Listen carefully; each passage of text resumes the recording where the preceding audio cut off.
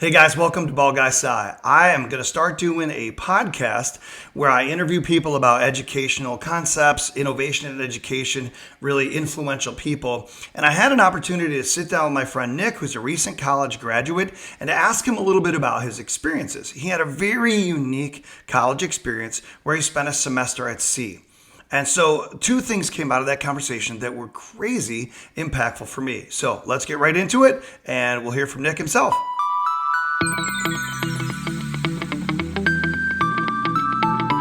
So that like semester at sea thing, what I don't know, what experience do you take away from that you think are valuable for other people? And maybe like how do you see traditional education being different, better, worse from that experience? Well, to think about it, it's an experience. I always say it's hard to sum up. Like people ask, like sum it up in like just a little bit. And some people, when they ask you a question about yourself, they really just want to hear a sentence and get back to like their own conversation. So based on that, the next question. No, I'm kidding.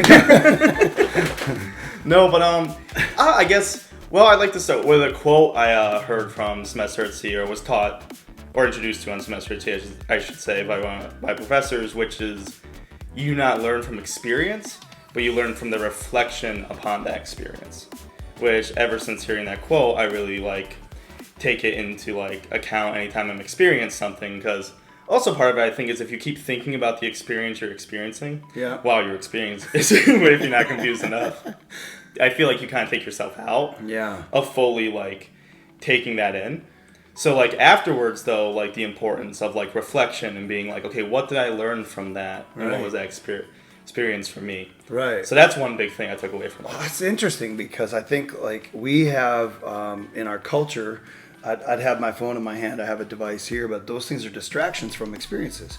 So I just thinking about that if you're constantly distracted from truly engaging and experiencing whatever it is that you're immersed in at the time or not immersed in, then you're sort of robbing yourself of the ability to interpret the experience correctly and grow from it. So I think that's kind of an interesting application. And so then how it worked education-wise is that whenever we were at sea, that's when we studied. That's when we took classes.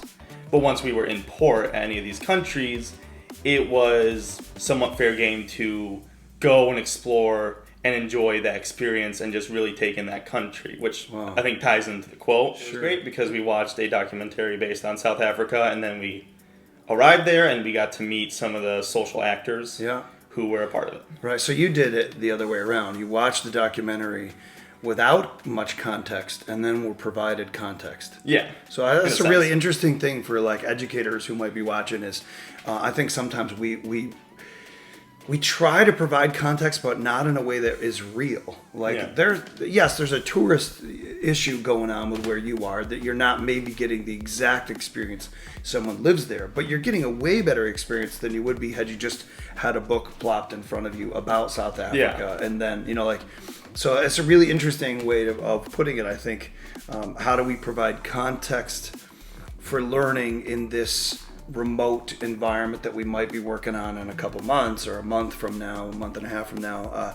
How do we provide that rich context to the learning that maybe empowers the reflection that you were talking about more after the fact? Which was a really great point when you made that. My brain went I don't think we really provide students a lot of time. If we're content focused in education, we want to move on to the next thing, rather than give kids the ability to reflect on what they learned and apply it to their life, especially if it doesn't have to do with our course, but it makes them better people. It's No, and I think an important thing, especially for you as an educator, one thing I loved about it was that, so our relationships with our professors was also very different because they lived on this ship with us. So we had class with them. Then after we had class with them, I'd be having dinner with them, we'd hang out, we'd have just regular conversations. They didn't even need to be educational. We just, we laughed and joked around. But talking about those field classes, these professors were in charge of the field class. They were more or less a chaperone, but because of that, they were experiencing this thing with us and learning with us at the same time. We were all learning together, and I think it's going into leadership a little bit, there's the person who's the leader, it's a better leader to be working with everyone. Sure.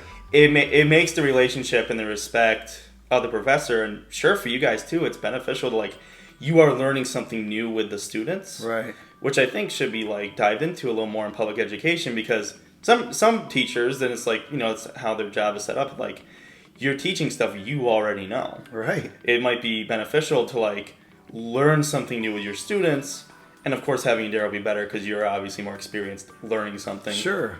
Yeah, and I think it's interesting. You give ownership away in that, and it brings some credibility to what you're doing with the students, that it's not them just sitting there receiving. So it's really interesting. You know, like I think teachers always sort of strive to do one of two things. They either insulate their personal lives, or they just put it out there and they integrate it, you know. So it might be just something for those of you watching. I would love to hear, maybe in comments or discussion, like, do you feel like it's more valuable to insulate yourself, your private life, from your students, or do you just integrate that in the learning? Like, I tell students all sorts of stupid and goofy mistakes that I've made and experiences I've had, because I think humanizing you, which is exactly what your professors did, gives them access to you, not just the content. So Yeah. Hey guys, so I hope that conversation is really valuable for you. I know for me, just sitting here with Nick, it was really interesting to think about, am I giving kids time to actually reflect on the learning?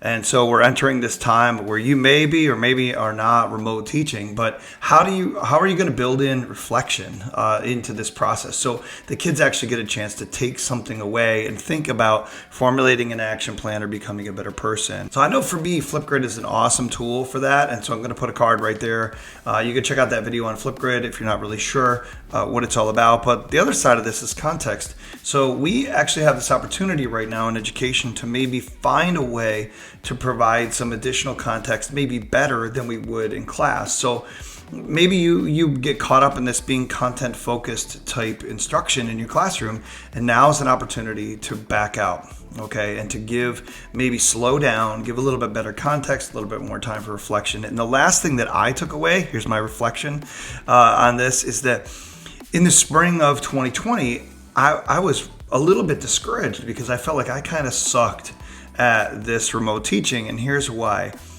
I use the technology to replace the one thing that technology can never replace, and that's the interaction with students. And I just didn't feel like I had a great time interacting with kids where I was connecting with them to actually draw out this ability to reflect or to provide context or just build relationship, right? Like, if two people are equal at teaching you something and you've got a relationship with one, you're going to receive way better from that particular person because of the connection.